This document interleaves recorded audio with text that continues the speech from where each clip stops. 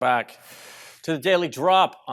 It's crazy. I'm learning so much from all of my guests, but one segment I learned so much, but there's more I want to learn. I want to talk about youth. I want to talk about the demo for GameFi. It's younger, right? Like, what is the average age of gamers?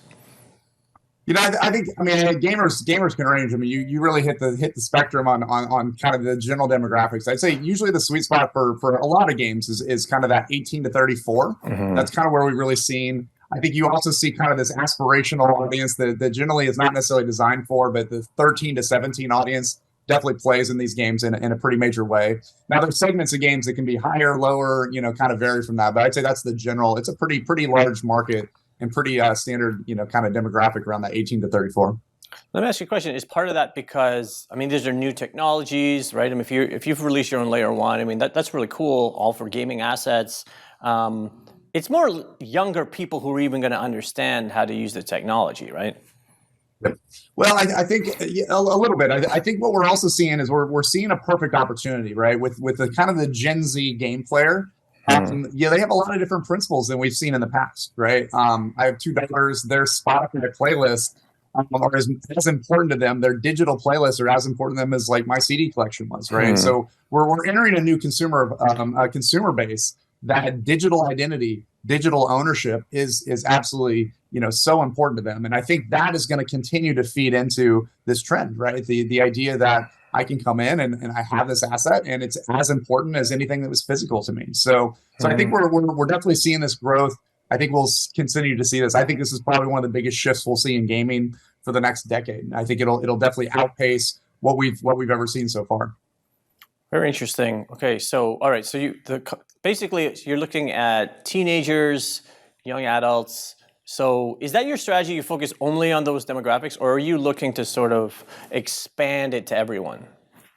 What's interesting now, I'd say right now we are playing a general consumer audience, right? We're building games that kind of tailor to that. We're hitting these demographics just like we would on a traditional game. And it's been interesting though. We've seen a lot of different shifts. One shift we saw, we have a game called Blanco's Block Party.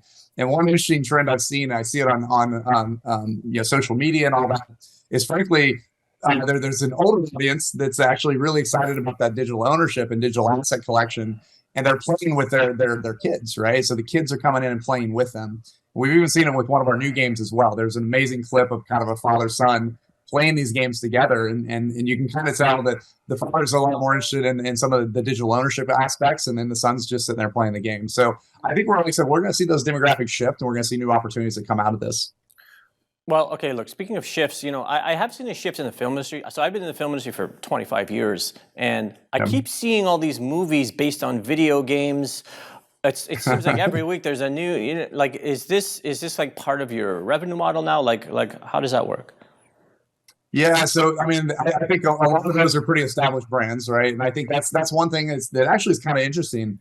One of the things we've seen is, I've been very fortunate in my career to work on some really, really major brands like Call of Duty, brands like Skylanders, and there have been some spinoffs with some of those brands, but they usually take a very established audience before linear media will kind of pick that up and the transmedia opportunities happen. So a lot of those things like merchandising and all that, so usually for very, very big brands. What we're seeing though, I think in this kind of new world of Web3 is people can come in immediately and start trading these. And in fact, with our game Blanco, as I mentioned, I think we had about 18% of our audience didn't really play the game much, but they were very involved in the market. They were very excited about almost collecting these digital vinyl toys, right? And I think that's interesting because it was almost a new revenue stream for that game that to me was kind of similar to transmedia opportunities with big brands. But I think with this new economy, anybody can take advantage of that. And that starts getting really exciting as well. Kind of new shifts in spend and revenue opportunities.